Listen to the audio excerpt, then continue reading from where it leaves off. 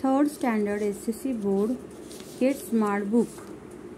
We are going to see now. Tick the correct option. A secret riddle. Tick the correct option. First one.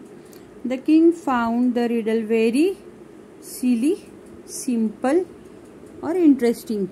The right one is interesting. Interesting.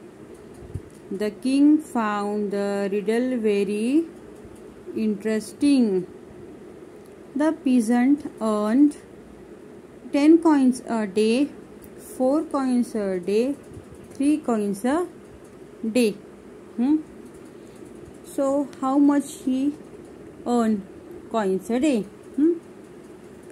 So right one is the peasant earned 4 coins a day.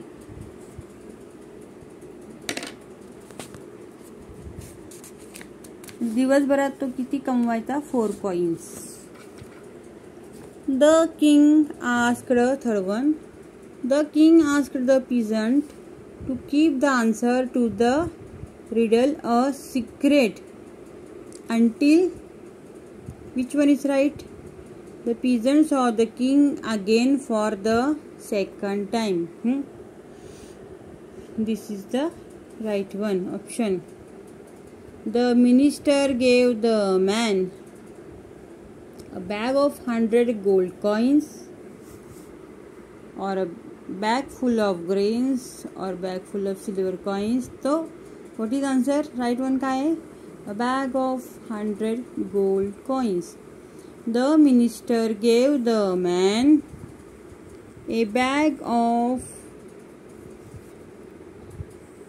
100 coins. The peasant saw the face on the 100 coins.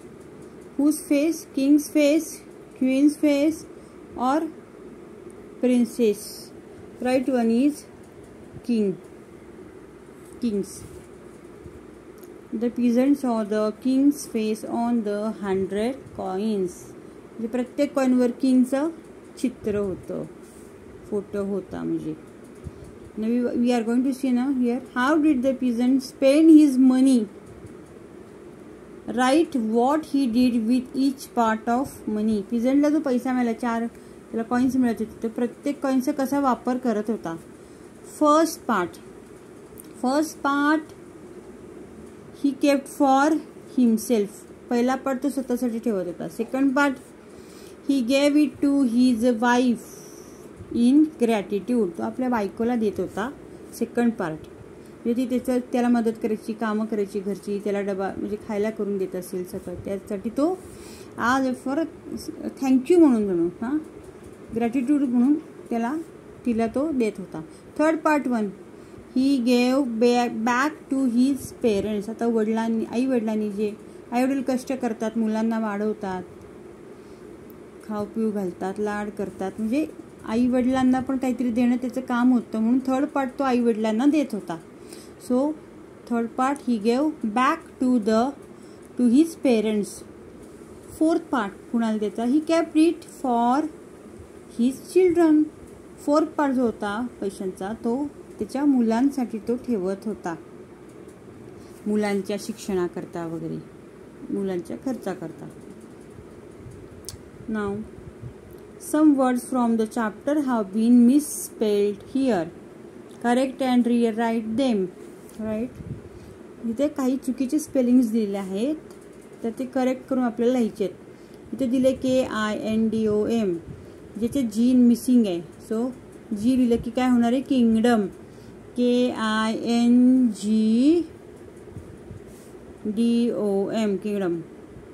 Now second one minister. मिनिस्टरमध्ये काय? Minister आहे. मिनिस्टरमध्ये I गायब आहे, इथं I लिहायचं आपल्याला. MINISTER. पिझनमध्ये PESANT. मग इथं ए राहिला आहे, तर PEASANT. नाव प्रिसेन्स. तर इथं काय केलं? हे प्रेझेन्स हे राईट स्पेलिंग आहे. PRESENCE. फील्ड्समध्ये काय आहे, ई राहिला इथं, सो FIELDS फील्ड्स. 100 मध्ये स्पेलिंगमध्ये ई हवी, तर ई लिहिला आपण, ए काढून टाकायचा, ई लिहून टाकायचा.